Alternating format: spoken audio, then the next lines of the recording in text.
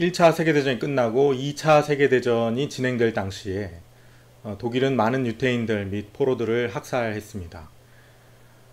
그동안의 독일 정권을 가지고 있었던 어떤 사상적인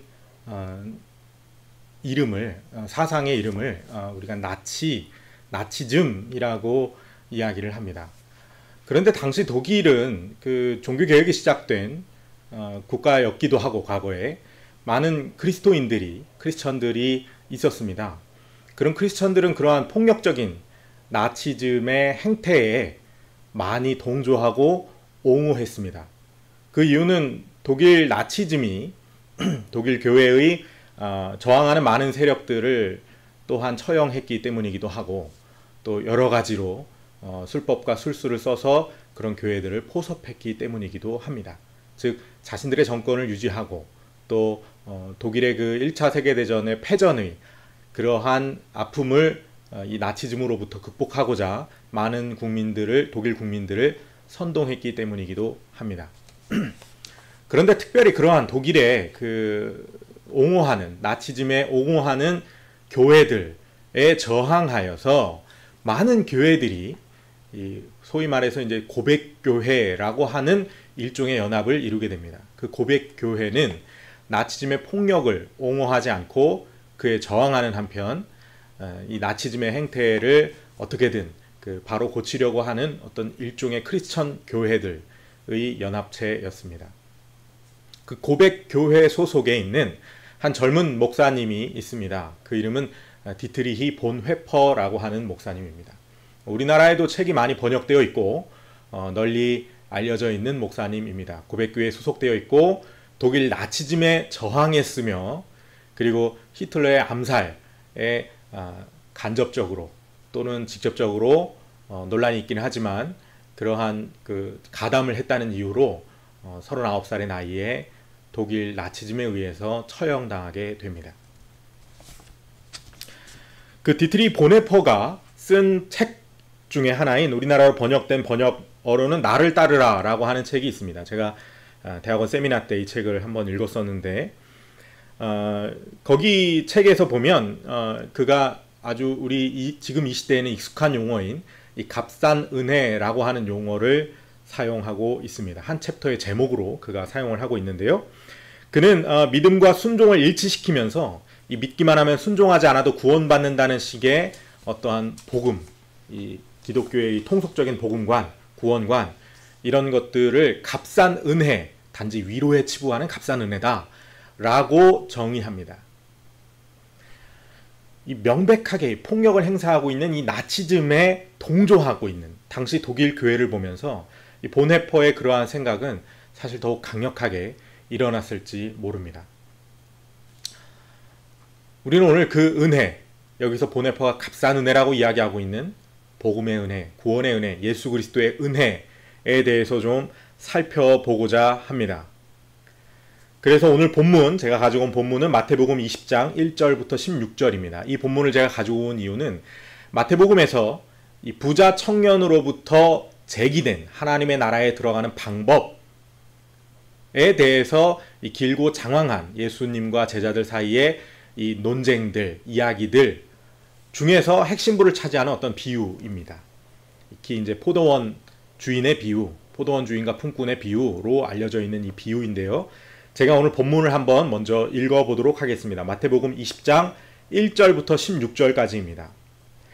천국은 마치 품꾼을 얻어 포도원에 들여보내려고 이른 아침에 나간 집 주인과 같으니, 그가 하루 한 데나리온씩 품꾼들과 약속하여 포도원에 들여보내고 또 제3시에 나가보니 장터에 놀고 서 있는 사람들이 또 있는지라.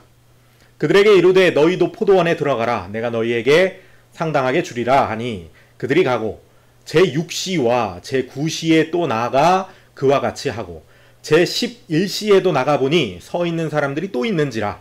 이르되 너희는 어찌하여 종일토록 여기 놀고 서 있느냐. 이르되 우리를 품꾼으로 쓰는 이가 없음이니이다. 이르되 너희도 포도원에 들어가라 하니라. 저물매 포도원 주인이 청지기에게 이르되 품꾼들을 불러 나중에 온 자로부터 시작하여 먼저 온 자까지 삭슬 주라 하니 제11시에 온 자들이 와서 한 데나리온씩을 받거늘 먼저 온 자들이 와서 더 받을 줄 알았더니 그들도 한 데나리온씩 받은지라. 받은 후 집주인을 원망하여 이르되 나중에 온 이 사람들은 1시간밖에 일하지 아니하였거늘 그들을 종일 수고하여 더위를 견딘 우리와 같게 하였나이다. 주인이 그 중에 한 사람에게 대답하여 이르되 친구여 내가 네게 잘못한 것이 없노라. 네가 나와 한 데나리온의 약속을 하지 않았느냐? 네 것이나 가지고 가라. 나중 온 이 사람에게 너와 같이 주는 것이 내 뜻이니라. 내 것을 가지고 내 뜻대로 할 것이 아니냐?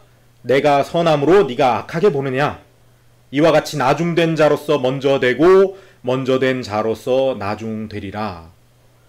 예수님께서 제자들에게 하신 비유입니다.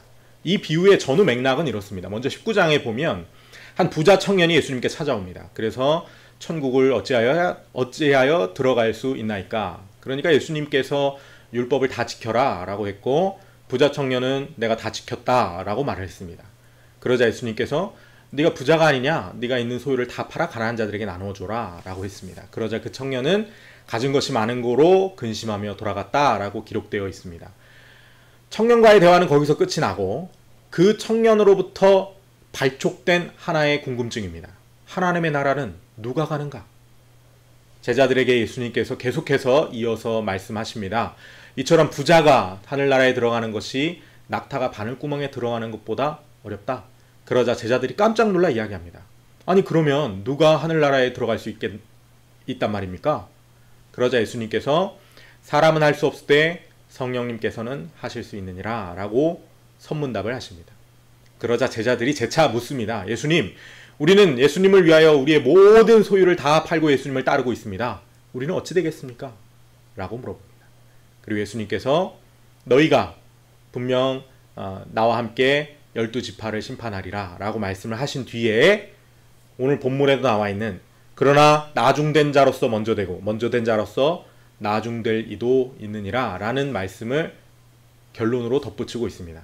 그리고 나서 오늘 본문 말씀에 예화가 등장을 하고요. 이 본문 말씀의 결론으로 또다시 나중된 자로서 먼저 되고 먼저 된 자가 나중되리라 라는 말씀이 이어지고 그 뒤에 세베대의 아들들 이의 어머니 되시는 분이 나와서 자기 두 아들이 예수님의 왼편과 오른편에 서게 해달라는 부탁을 하고 제자들 사이에 논쟁이 있고 예수님께서 다시 너희 중에 더 높고자 하는 자는 더 섬겨야 한다라는 말씀으로 전체 이 문단의 이야기들이 종결됩니다. 그러니까 부자 청년으로부터 촉발된 하나님 나라에 들어가는 방법, 그리고 하나님 나라에 누가 들어가는가, 어떻게 들어가는가에 대한 이러한 논의들이 예수님의 포도원 비유로 이어지고 그리고 제자들의 논쟁으로 이어지면서 이야기가 마무리됩니다. 이 문단은 이 포도원 주인과 어떤 두 부류의 품꾼으로 요약할 수 있습니다. 오늘 본문 말씀은요. 먼저 이 포도원 주인이라고 하는 등장인물이 있습니다. 이 포도원 주인은 아주 마음씨가 좋고 또 후하고 그런 사람입니다. 사회의 실업률을 낮추고자 또 노력하고 노동자 처우 개선에도 아마 힘을 쓰고 있을지 모릅니다. 또한 이 부의 재분배에 앞장서고 있는 인물로 그려져 있기도 합니다. 그래서 이 포도원 주인은 자기가 구할 수 있는 인력을 다 채웠음에도 불구하고 계속해서 다시 인력 시장에 나가고 또 나갑니다. 시시각각 나가는 것으로 여기에 되어 있습니다. 심지어 해가 저물기 1시간 전에도 인력 시장에 나가서 놀고 있는 일꾼들을 포도원 품꾼으로 고용을 하게 됩니다. 굉장히 너그럽고 그 노동자와 부의 재분배 이런 것에 신경을 쓰는 인물이다. 이렇게 볼 수 있겠죠. 그리고 나머지 이제 이 두 부류의 품꾼이 등장하게 됩니다. 먼저는 그 첫 번째 부류의 품꾼들입니다. 비교적 좀 일찍 고용된 품꾼들이라고 할 수 있겠죠. 이 포도원 주인에게 고용된 이 첫 번째 부류의 품꾼들은 자신들의 노동으로 품삯을 사는 거래의 개념으로 생각을 하고 있었습니다. 이들은 포도원 주인이 자신들을 선택한 것으로 생각했습니다. 일꾼으로 선택한 것이죠. 다른 그 인력시장에 나와 있는 고용주들이 그러하듯이 자신들도 그렇게 고용된 것으로 생각했습니다. 따라서 포도원 주인에게 은혜를 입은 것이죠. 이 포도원 주인이 나를 선택했고 나에게 일을 주었고 나를 품꾼으로 삼아 주었으니 얼마나 은혜로운 것 아닙니까? 그죠? 이에 그들은 그 은혜를 갚기 위하여 열심히 노동합니다. 이 포도원 주인이 나를 고용한 그 대가에 내가 보답하기 위하여, 그 가치에 응하기 위하여 응당 하루 종일 땡볕에서 열심히 일하는 것이죠. 자신들이 받은 품삯은 자신들의 노동 가치와 교환했다라고 생각하고 있기 때문입니다. 여기서 이들이 은혜를 입었다고 생각하는 것은 실상 고용에 대한 은혜가 아닙니다. 면밀히 따져봤을 때 이들이 이 포도원 주인에게 은혜를 입었다라고 말할 수 있으려면 그것은 자신들의 노동 가치를 인정해 주었기 때문에, 이 주인이 자신들을 인정해 주었기 때문에 그 인정해 준 것에 대한 감사와 은혜가 됩니다. 혹은 이렇게 바꾸어 생각할 수도 있습니다. 이들은 고용시장에서 자신들의 노동력을 판매하는 일종의 판매 상인이었습니다. 이들의 인식 가운데서 말이죠. 그런데 그 포도원 주인이 자신의 노동력을 사준 고객이었던 셈입니다. 그러니까 우리가 그 주인이 자기의 물건을 사주면 고객에게 감사하고 고맙지 않습니까? 그러니까 이것은 실상 그 상인이 손님에게 고맙고 은혜를 입었다라고 말하는 것처럼 포도원 주인에게 고맙고 은혜를 입었다라고 말하는 그러한 은혜가 이 첫 번째 부류의 품꾼들이 가지고 있는 이 포도원 주인에 대한 은혜입니다. 인정의 은혜죠. 그리고 이제 또 두 번째 부류의 품꾼들이 등장을 합니다. 이 포도원 주인에게 고용된 두 번째 부류의 품꾼들은 오늘 일하지 않으면 하루를 굶어야 하는데 대단히 운수 좋게도 너그러운 포도원 주인을 만나서 오늘 일거리를 얻게 된 이들입니다. 이들은 그렇게 생각을 하죠. 왜냐하면 자기가 인력시장에 늦게 나왔고 다 모든 고용주들이 빠져나갔음에도 불구하고 이 고용주가 와서 나를 고용해 주었기 때문입니다. 이들은 자신들의 처지를 정확하게 알고 있습니다. 고용되지 못하면 굶어야 합니다. 그리고 이들은 포도원 주인을 정확히 알고 있습니다. 그 주인은 노동력이 필요해서라기보다는 그저 고용되기를 요청하는 노동자를 긍휼히 여겨 그를 위하여 일자리를 주는 너그러운 고용주라고 하는 것을 알고 있습니다. 그런데 이야기의 후반에 들어가면서 첫 번째 부류의 품꾼들은 늦게 들어온 두 번째 부류의 품꾼들이 동일한 품삯을 받는 것을 보고 분개하게 됩니다. 그들에게 이는 마치 훨씬 더 싸게 팔 수 있었던 물건을 자신들에게는 좀 전에 아주 비싸게 주고 판 것이 아니냐라는 생각이 드는 것이죠. 노동과 임금의 거래 관계에서 자신들의 노동력을 인정해준 은혜는 이 지점에서 오히려 자신들의 노동력을 별거 아닌 것으로 치부했다라고 하는 것으로 뒤바뀌게 됩니다. 그렇기 때문에 분개하는 것이죠. 예수님의 이 비유는 그 비유를 읽는 이의 마음에 있는 어떤 거리끼게 하는 것을 드러내 줍니다. 이 비유를 우리가 그냥 읽을 때에도 사실 우리 마음에 이것이 과연 이 포도원 주인이 정말 공정하고 정당한 것인가 라는 생각이 든다는 것이죠. 더 일하고 더 수고한 자가 왜 마땅히 더 많은 품삯을 받아가지 않는가? 왜 주인은 그렇게 하지 않는가? 하는 것입니다. 내가 생각해도 억울하겠다. 아니 앞에서 1데나리온을 1시간밖에 일 안 하는 사람한테 줬으면 나한테는 좀 더 주겠지라고 기대할 법한데 똑같이 준단 말이죠. 이러한 생각 뒤에는 이 장사 속에 찌든 계산적인 마음이 숨어 있습니다. 우리 인간은 자연스럽게 주고받음의 법칙, 즉 교환 법칙을 정의로 받아들이고 있습니다. 이른바 황금률이라고 하는 것이죠. 이러한 이 황금률의 주고받음의 정의는 아주 오래된 인간 사회의 법규적 원리입니다. 이것은 율법에도 적용되어 있습니다. 그래서 받으면 받은 만큼 해 주어야 하는 것이 정의로운 것이고 받기만 하고 주지 않는 것은 파렴치한 것으로 생각하게 됩니다. 이는 우리 인간들끼리 살아가는 사회에서는 응당 필요한 규범이요 인간 사회의 정의가 실현되는 가장 기초적인 원칙임에는 틀림이 없어 보입니다. 그러나 이러한 문제는 이러한 그 사회적 정의, 인간적인 정의를 구원이라고 하는 요소에도 적용시킬 수 있냐라고 하는 데서 본문의 비유의 질문이 제기되고 있다는 것입니다. 구원이라고 하는 것을 첫 번째 부류의 품꾼들처럼 거래의 개념으로 생각하여 자신이나 혹은 자신이 그를 위하여 한 행위가 인정받음으로써 그 구원이 선택되는 것이라고 생각한다면 구원에도 마땅히 황금률이라고 하는 정의가 적용되어야 하는 것처럼 보입니다. 그런데 이 시점에서 우리가 바로 알아야 될 것은 그 포도원 주인이 누구냐라고 하는 것입니다. 즉 구원에 있어서는 우리를 구원하시는 하나님이 어떤 분이시냐라고 하는 것입니다. 시장에서 통용되는 거래, 주고받음의 법칙이라 함은 그 당사자, 판매하는 당사자에게도 혹은 손님에게도 그에게 필요한 당사자, 판매상이 필요하고 판매상에게도 손님이 필요한 법입니다. 즉 구원을 거래라고 생각하기 위해서는 하나님에게도 어떤 의미에서 우리가 필요하고 구원받을 자가 필요하고 또 우리에게도 어떤 의미에서 이 구원자 하나님이 필요해야 비로소 그 거래가 성립될 수 있는 것입니다. 그렇다면 하나님에게도 우리가 필요하단 말인가? 하나님에게도 우리가 필요합니까? 여러분 곰곰이 생각해 보시기 바랍니다. 오늘 이 말씀을 들으시면서 포도원 주인의 예가 인간 마음에 거리끼게 하는 지점은 포도원 주인은 노동자가 없으면 포도원의 일을 할 수 없는 그러한 처지에 있다. 즉 그도 노동자가 필요했다. 라고 하는 전제를 우리가 은연중에 이 고용시장이라고 하는 배경 가운데 은연중에 가지고 있었기 때문에 바로 이 포도원 주인이 품삯을 동일하게 주는 것이 거리낌으로 우리에게 여겨지는 포인트입니다. 포도원 주인과 품꾼은 모두 서로가 필요한 존재들입니다. 우리의 인식 속에서 말이죠.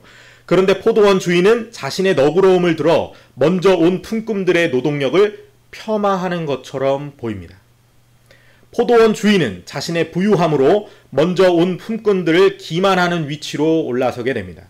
바로 이 지점에서 이 비유가 우리의 마음에 모종의 어떤 거리낌을 주게 됩니다.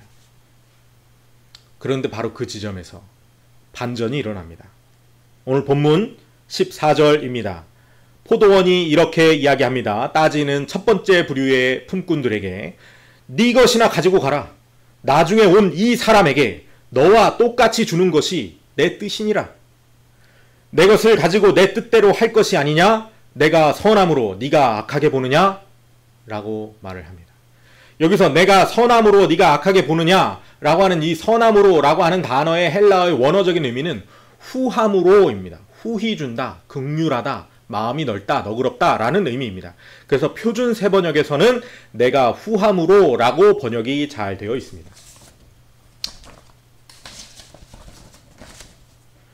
포도원 주인은 고용시장의 공정한 노동력 거래의 원칙과 정의에 따라 품꾼을 고용한 것이 아니었습니다.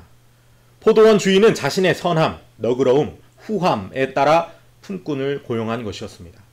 바로 두 번째 부류의 품꾼이 생각했던 포도원 주인의 이미지가 정확한 포도원 주인이었던 것이죠. 첫 번째 부류의 품꾼들은 포도원 주인을 알지 못했던 것입니다. 오해했던 것이죠. 그들은 포도원 주인이 고용시장의 공정한 원칙을 잘 알고 있는 인물일 것이다 라고 추측했습니다. 그들은 하루 종일 포도원 주인과 함께 있었고 그를 좋은 고용자로 생각했을 것입니다. 마지막에 품삯을 받기 전까지는요. 그들은 그가 자신들의 노동력을 보고 내일 열리는 노동시장에서는 다른 노동자들보다 자신들을 더 우대해 줄 것이라 기대했을 수도 있습니다. 마치 오늘 본문 뒤에 이어지는 제자들의 논쟁에서처럼 말이죠. 오늘 본문 뒤에 이러한 대목들이 있습니다. 그때의 세베대의 아들, 여기서 세베대의 아들이라고 하는 것은 야고보와 요한을 이야기합니다. 의 어머니가 같이 따라왔던 모양이죠. 그 아들들을 데리고 예수님께 와서 절을 하며 어떤 것을 구합니다. 21절에 예수께서 이르시되 무엇을 원하느냐? 그가 이르되 나의 이 두 아들을 주의 나라에서는 하나는 주의 우편에 하나는 주의 좌편에 앉게 명하소서.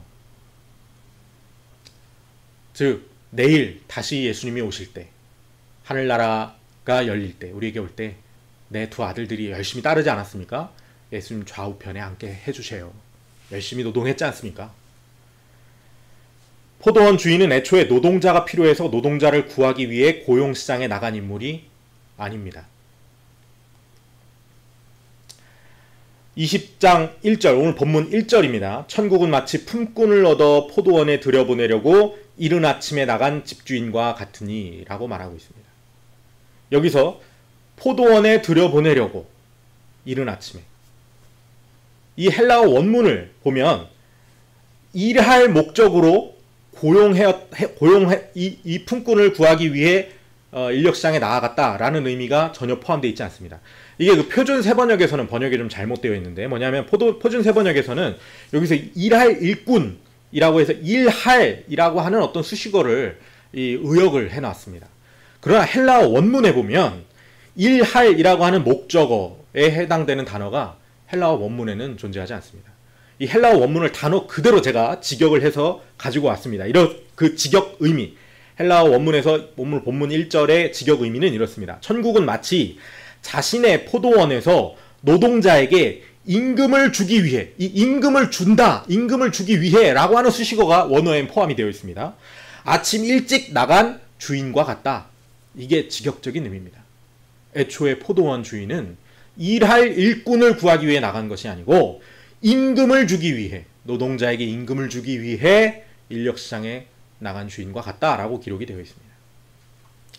예수님께서 예화의 앞에 우선 선언하고 계신 포도원 주인은 일할 사람이 필요해서 품꾼을 구하러 나간 인물이 아닙니다. 임금을 주기 위해 나간 고용주입니다. 바로 하나님이 그렇습니다. 하나님께서 천국을 운영하시는데 일꾼이 필요해서 구원받을 자를 필요로 하신다고 생각하십니까? 혹은 하나님께서 이 땅 가운데 어떠한 선한 목적을 이루기 위한 일꾼이 필요해서 나를 구원하셨다? 나에게 구원이라는 선물을 주셨다? 임금을 주셨다? 라고 생각하십니까? 혹은 하나님께서 나를 너무 사랑하셔서 내가 없으면 안 되기 때문에 나를 위해 독생자 아들을 보내어 나를 구원하신 분이라고 생각하십니까? 여러분, 하나님을 누구라고 생각하시는 겁니까 대체?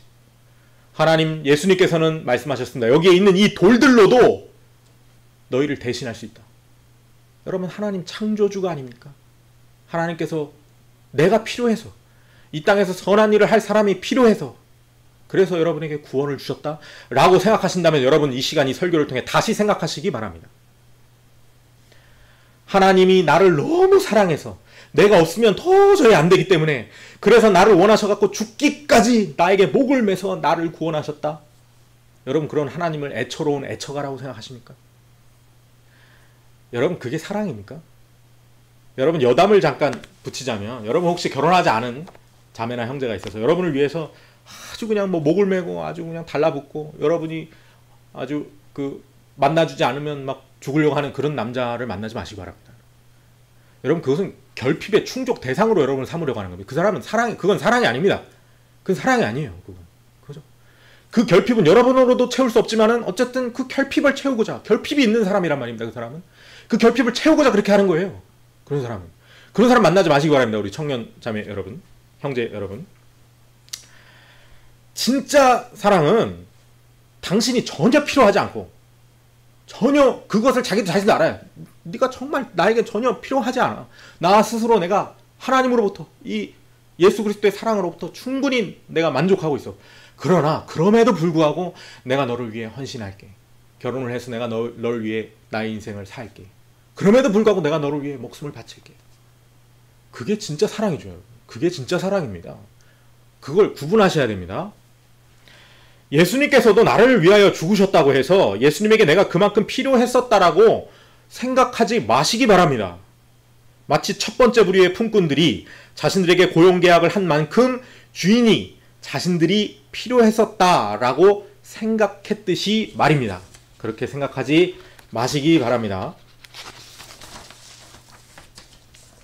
첫 번째 부류의 품꾼들이 분노하는 데에는 별로 일도 하지 않고 자신들과 동일한 품삯을 받는 이들에게도 향하고 있을 것입니다. 그들도 첫 번째 부류의 품꾼들이 볼 때는 안이 꼽고 화가 날 것입니다. 그들은 별로 일도 하지 않은 이들인데 자신들과 똑같은 삭을 받았기 때문이죠. 그것에 대한 시기심이 마땅히 일어날 만합니다. 나는 비싸게 주고 샀는데 쟤는 싸게 주고 샀네 라는 심리죠. 그들이 하루 품삯에는 그에 마땅한 노동의 시간이 필요하다고 생각하는 것은 그들이 고용된 것을 일종의 거래로 생각하고 있기 때문입니다. 자신들이 땡볕에서 노동하는 것을 받을 품삯의 대가를 치르고 있다라고 생각하고 있기 때문에 그들은 품삯의 가치를 인정하고 있습니다. 그렇죠. 은혜의 가치를 그들은 거래의 의미로 자신들이 갚을 수 있는 것으로 인정하고 있습니다. 바로 여기에 함정이 있습니다. 이들은 자신들을 고용한 포도원 주인을 인정하고 있는 것이 아닙니다. 이들은 바로 품삯을 인정하고 있는 것입니다. 구원을 인정하고 있는 것이지 우리를 구원시켜주는 심판자 예수 그리스도를 인정하고 있는 것이 아니란 말입니다. 어떻게 합니까? 그 첫 번째 품삯은 첫 번째 부류의 품꾼들은 그 주인이 임금을 똑같이 나눠주자 그 주인에게 분개합니다. 그 주인을 애초에 인정하고 있었던 것이 아니죠. 자신들이 땡볕에 노동하고 있었다. 그것을 인정받아야 한다. 무엇으로? 품삯으로. 이들은 포도원 주인을 좋고 너그러운 주인으로 처음에는 생각했을 것입니다. 그러나 품삯을 동일하게 받는 순간 그들에게 있어서 포도원 주인은 악한 사람이 되고 맙니다. 그들은 포도원 주인을 좋게 보았던 것이 아니고 품삯을 좋게 보았던 것이죠. 구원을 좋게 보았던 것입니다. 포도원 주인은 자신들이 사랑하는 그 품삯에 닿을 수 있게 해주었다는 그 의미에서만 은혜로웠던 것이죠. 이들은 너그러운 세상이라는 하나님의 나라를 바라는 것이 아니라 공정한 세상이라고 하는 심판의 나라를 바라고 있었다는 것이 드러납니다. 마찬가지로 구원의 어떤 자격이나 조건이 마땅히 필요하다라고 생각하는 것은 내가 내 구원의 대가를 치루어야 한다라는 생각 때문입니다. 보상심리죠. 그래서 예수 그리스도를 믿는다고 하면서도 별로 거룩하게 살지 않는 것처럼 보이고 현실을 타협하는 것처럼 보이고 헌신과 순종을 다하지 않는 것처럼 보이는 뻔뻔스러운 이들을 볼 때 그들은 품삯의 가치, 즉 구원받은 은혜의 가치를 폄하하고 있는 것처럼 보이게 되는 것입니다. 첫 번째 품꾼들의 눈으로 볼 때 1시간밖에 일하지 않고도 품삯을 받는 사람들은 고용주의 은혜를 아주 값싸게 취급받은 이들로밖에, 취급하고 있는 이들로밖에 보이지 않는 것이죠. 여기서 오류는 무엇입니까? 이 첫 번째 부류의 품꾼들이 가지고 있는 오류. 여러분, 품삯이 누구의 것입니까? 오늘 본문 15절입니다. 내 것을 가지고 내 뜻대로 할 것이 아니냐? 내가 후함으로 네가 나를 악하게 보느냐? 포도원 주인의 말입니다. 이 본문이 속하고 있는 이 전체 문단에서는 이 나중된 자로 먼저 되고 먼저 된 자로 나중되리라 라고 하는 구문이 두 번에 걸쳐서 예수님의 입에서 언급되게 됩니다. 이 구문은 개역개정에서 번역이 좀 잘못된 구문 중 하나입니다. 여기서 먼저 된 자, 먼저라고 하는 단어는 이 프로토스라고 하는 헬라어 단어인데 그 의미는 이 최상의, 우월한이라고 하는 뜻입니다. 이것은 스포츠 경기에서 등수를 책정하거나 유산 상속의 우선권을 정할 때만 시작, 먼저, 우선이라고 하는 이 시간적인 의미를 갖게 됩니다. 그리고 뒤에 나중된 자에서 나중이라고 번역된 헬라어 단어도 마찬가지로 이 에스카토스라고 하는 단어인데 이는 이 프로토스의 반대 의미, 즉 가장 낮은, 가장 마지막의라고 하는 뜻입니다. 그래서 표준 세번역에서는 이것을 좀 잘 반영을 해서 이와 같이 꼴찌들이 첫째가 되고 첫째들이 꼴찌가 될 것이다 라고 좀 적절하게 번역을 해놨습니다. 이 의미는 이 노동력과 품삯을 받는 것 사이에 아무런 연관이 없다는 이야기를 예수님께서 이 일상적인 이 용어로 이야기를 하고 계신 것입니다. 야, 첫째로 들어오고 꼴찌로 들어와 그게 중요한 게 아니고 야, 꼴찌도 첫째 도장을 받을 수 있고 첫째인데 꼴찌 취급을 받을 수도 있다. 전적이 중요한 게 아니다. 그런 이야기를 하는 것이죠. 단순한 이야기입니다. 그죠? 행위와 구원의 은혜는 아무런 연관이 없습니다. 즉 포도원 주인의 품삯은 노동의 대가가 아니라는 이야기죠. 주인의 너그러움의 결과일 뿐이라는 것입니다. 구원을 얻는 믿음에는 마땅한 순종이 따라야 한다라고 말한다면 죽기 직전에 예수님을 영접하고 죽은 이들의 경우에는 어떻게 말할 것인가? 여러분 어떻게 이야기하겠습니까? 만약에 나는 열심히 살고 이 순종하고 이것이 진짜 구원받는 은혜고 믿음이다 라고 이야기를 했는데, 그렇다면 죽기 직전에 평생 엉망진창으로 살다가 죽기 직전에 회개하고 예수님을 받아들이고 복음을 믿고 구원받은 사람, 성경에 기록되어 있죠. 예수님 옆에 십자가에 못 박혀 있었던 사람, 그죠? 그런 사람은 어떻게 이야기할 것인가? 만약 내가 죽기 직전에 예수님을 믿고 구원받았다고 하더라도 구원의 조건이 필요하다라고 말할 것인가? 그 사람들은 말이죠. 나는 나의 구원의 삭슬 위해 열심히 주를 위해 살았는가? 반문해 보시기 바랍니다. 나는 그래, 이 정도면 내가 열심히 살았지. 그것이 열심히 일한 대가로서 내가 은혜를 받고 구원을 얻는다라고 하는 근거가 되는 것입니까? 내가 그렇게 살 수 있었던 것은 내가 할 수 없는 수많은 인생의 환경들이 뒷받침되어 주었기 때문에 그렇게 살 수 있었던 것이 아닌지 생각해 봐야 합니다. 만약 내가 죽기 직전에 예수님을 믿었다면 나는 구원의 믿음에 대해서 뭐라고 이야기할 것인가?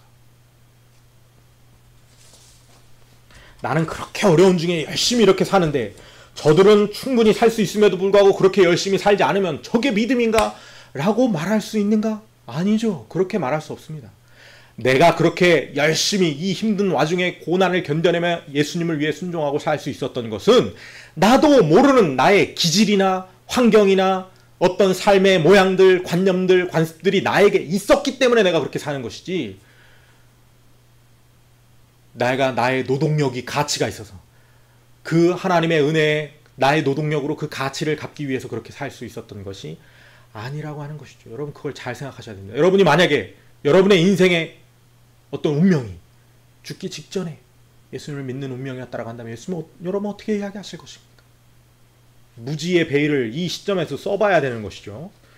구원을 얻는 믿음에 순종하는 행위가 뒤따라야 한다고 그렇게 말함으로써 구원을 비싼 은혜로 만들어버리고, 그래서 그 값을 치를 노동력이 있는 자만이 그 은혜를 살 수 있게 만들려고 하는 장사 속의 속이 아니냐는 것입니다. 어떤 식으로든지 내가 필요해서 하나님께서 나를 부르시고 구원을 주시는 것이라고 생각하고 있는 한 구원은 결코 얻을 수가 없습니다. 여기 마태복음의 포도원 비유에서는 너그러운 주인에게 분노하는 첫 번째 부류의 사람들에게도 품삯은 주어지고 있습니다. 그러나 이튿날 그들이 다시 나온 그 포도원 주인의 앞에 서서 자신들의 어제 열심히 일을 잘하지 않았느냐며, 자신들을 알고 있지 않느냐며 자신들을 다시 고용해 달라고 요청한다면 그 포도원 주인이 무엇라고 말할지 생각해 보겠습니다. 처음 된 자가 나중된다는 결론으로 나아가는 누가복음의 대목은 집 주인을 두 번째로 만나는 첫 번째 부류의 품꾼들이 마주치게 될 상황을 마치 묘사해 주고 있는 듯 합니다. 누가복음에도 처음 된 자가 나중되고 나중된 자가 먼저 된다라는 결론으로 나아가는 대목이 있습니다. 누가복음의 대목을 한번 읽어보겠습니다. 누가복음 13장 22절부터입니다. 예수님께서 각 성마을로 다니사 가르치시며 예루살렘으로 여행을 하실 때에 어떤 사람이 여짜오되 주여 구원을 받는 자가 적으니까 그들에게 이르되 좁은 문으로 들어가기를 힘쓰라. 내가 너희에게 이르노니 들어가기를 구하여도 못 들어가는 자가 많으니라. 집주인이 일어나 문을 한번 닫은 후에는 너희가 밖에 서서 문을 두드리며 주여 열어 주소서 하면 그가 대답하여 이르되 나는 너희가 어디에서 온 자인지 알지 못하니라 하리니 그때 너희가 말하되 우리는 주 앞에서 먹고 마셨으며 주는 또한 우리를 길거리에서 가르치셨나이다 하나 그가 너희에게 말하여 이르되 나는 너희가 어디에서 왔는지 알지 못하노라. 행악하는 모든 자들아 나를 떠나가라 하리라. 너희가 아브라함과 이삭과 야곱과 모든 선지자는 하나님 나라에 있고 오직 너희는 밖에 쫓겨난 것을 볼 때에 거기서 슬피 울며 이를 갈리라. 사람들이 동서남북으로부터 와서 하나님의 나라 잔치에 참여하리니 보라 나중된 자로 먼저 될 자도 있고 먼저 된 자로서 나중될 자도 있느니라 하시니라. 주 앞에서 먹고 마셨고 길에서 만났고 어제도 내가 주의 포도원에서 열심히 일했고 그래서 나를 알지 않느냐 하는 어떤 조건부가 아닙니다. 예수님께서 나를 안다고 해서 그래서 나를 구원해 주실 것이라고 예수님께 학연, 지연 이딴 걸 들이대 봐야 예수님은 그들을 알지 못합니다. 둘째 날에는 알지 못해요. 예수님을 안다는 것은 그분이 포도밭의 주인처럼 자신의 있는 것을 그 구하는 자에게 후히 주시는 자이심을 아는 것뿐입니다. 오직 그것을 아는 것뿐입니다. 예수님께서 주시는 은혜는 매우 값싼 은혜입니다. 그저 달라고만 하면 주는 은혜. 예수님은 그런 자들이 자신을 잘 아는 자들이라고 생각하십니다. 심판의 나라가 아니라 하나님의 나라, 너그러운 나라, 후히 주는 나라, 구하면 받는 나라, 믿기만 하면 구원 받는 나라, 이 값싼 은혜라고 보네파가 폄훼한 그 나라, 그것이 하나님의 나라이자 복음입니다. 그것을 아는 자들이 예수님을 아는 자들입니다. 예수님 내가 순종했습니다. 어제 예수님을 위해 열심히 일했고 주님도 나를 아시지 않습니까? 내가 너를 도무지 알지 못하노라. 예수님께서 말씀하십니다. 예수님께서는 심판의 나라를 구하는 자들에게는 그 원하는 것을 주실 것입니다. 하나님의 나라를 구하는 자들에게도 그 원하는 자들을 주실 것입니다. 구원은 시장에서 판매되고 있는 상품이 아닙니다. 구원은 너그러운 포도원 주인에 의해 배포되고 있는 것입니다. 여러분 그걸 아셔야 합니다. 거기에 가서 그게 얼마냐? 내가 그 값을 지불할 능력이 있다. 의지가 있다. 내가 목숨을 다해서 섬기겠다. 나를 고용해라. 나는 그것을 공짜로 받는 그런 뻔뻔스러운 날치기가 아니다. 나는 당신의 그 은혜를 인정한다. 당신의 은혜에 보답하기 위해 나는 열심히 할 것이다. 나를 구원해라. 이런 헛소리를 해봐야 포도원 주인은 시장을 손가락으로 가리키며 너는 저리로 가라 라고 말씀하실 것입니다. 본 회퍼는 나치에 저항하는 세력으로 히틀러 암살에 가담했다는 죄목으로 39살의 나이에 처형당합니다. 본 회퍼의 눈에 예수님의 은혜를 말하면서 폭력을 옹호하는 당대의 크리스천들은 은혜를 모르는 이들이었습니다. 그래서 그는 그들이 말하는 복음을 값싼 은혜라고 조롱합니다. 그런데 예수님께서 재림하시고 모든 잠자던 자들이 깨어나 예수님 앞에 서게 될 때 천국 문으로 입성하는 자들 가운데 보네포가 보니까 저 사람들 저거 나치를 옹호했었네. 그런데 그래도 그 중에 복음을 믿었고 복음을 알고 그래서 구원받은 이들이 있네 라는 것을 보네포가 보고 있다면 그는 어떤 말을 할까? 어떤 마음일까? 보네포가 만약 아랑곳하지 않고 그것을 보면서도 그저 예수 그리스도의 그 값싼 은혜에 감격하고 감탄한다면 그도 그들과 함께 그 나라에서 먹고 마시게 될 것입니다. 그러나 보네포가 그때 그 장면을 보면서 그가 자기 책에서 쓰고 있듯이 순종 자체가 예수 그리스도께서 제안하는 은혜다 라고 생각하고 있다면 그래서 예수 그리스도께서 은혜를 준다라고 하는 것은 순종할 기회를 준다라고 하는 것이다. 일할 기회를 준다라고 하는 것이다. 라고 생각하고 있다면 그는 여전히 품삯을 노동력과 일치시키고 있는 은혜와 노동력을 일치시키고 있는 구원과 노동력을 일치시키고 있는 은혜와 순종을 일치시키고 있는 첫 번째 부류의 품꾼과 같이 가게 될 것입니다.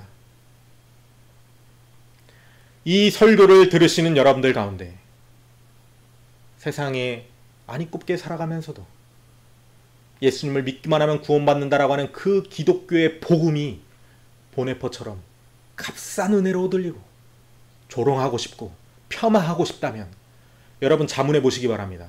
여러분 그렇게 열심히 사신 것이 여러분이 잘나서입니까? 여러분이 만약 죽기 전에 예수 그리스도를 믿는 사람이었다고 하더라도 그런 운명이 여러분 앞에 주어져 있는 것이 여러분의 인생이었다라고 하더라도 여러분 과연 그렇게 이야기하실 것입니까? 만약 그렇다면 여러분 그 심판의 나라로 가시게 될 겁니다. 복음은 그런 것이 아닙니다. 복음은 값싼 은혜입니다.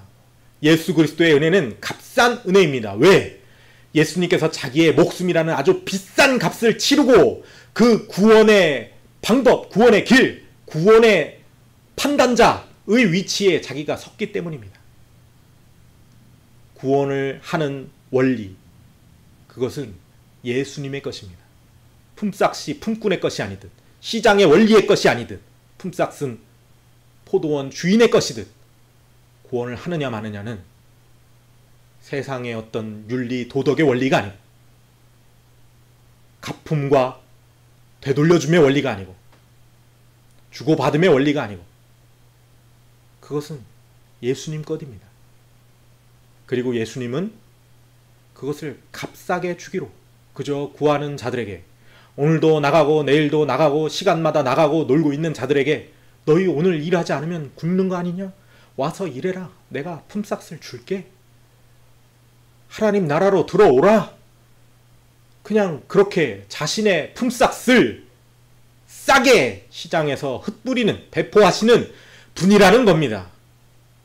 구원은 여러분에게, 우리에게, 나에게 나 가치 있는 것이지, 예수님은 이미 그 가치를 다 본인이 치렀습니다. 예수님이 십자가에 못 박힐 때 본전 생각하고 못 박히셨다라고 생각하십니까? 여러분, 예수님을 그런 악한으로 만들지 마십시오. 장사꾼으로 만들지 마십시오. 예수님은 그런 분이 아닙니다. 예수님을 그렇게 생각하는 한 예수님께 여러분이 들을 말은 한 가지입니다. 내가 너를 도무지 알지 못하노라. 그렇죠? 복음을 바로 아시기 바랍니다. 오늘의 복음 리프레시였습니다. 오늘 함께 기도하고 말씀을 마치겠습니다. 기도하겠습니다. 하나님, 우리 안에 이 썩어 빠진 마음을 성령님이여 뜯어 고쳐 주시옵소서. 하나같이 계산적이고 따지는 것, 그것이 비록 우리의 삶 가운데는 너무나도 유용하고 필수적으로 필요한 헌법일지는 모르나, 그러나 하나님 나라는 이와 다르다는 것을 우리가 분명히 알게 하여 주시옵소서. 죄되고 이기적인 인간 사회의 원칙이 하나님 나라에도 적용될 것이라고 하는 그 크나큰 착각에서 우리가 부디 벗어나고 깨어지게 하여 주시옵소서. 우리가 복음을 바라보고 우리가 아주 어리석고 가치없게 조롱하였던, 보네포가 그렇게 조롱하였던 그 원리 원칙이 하나님 나라에서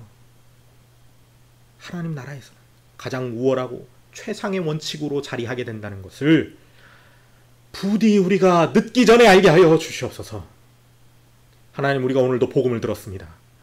우리가 이 복음을 마음 가운데 새기며 예수님께 날마다 나아갈 때 예수님이 어떤 분인지 정확히 알고 나아가게 하여 주시옵소서. 우리의 마음의 믿음을 오직 주님께 의탁합니다. 하나님, 우리에게 은혜를 부어 주시옵소서. 감사드리며 예수님의 이름으로 기도드렸습니다. 아멘.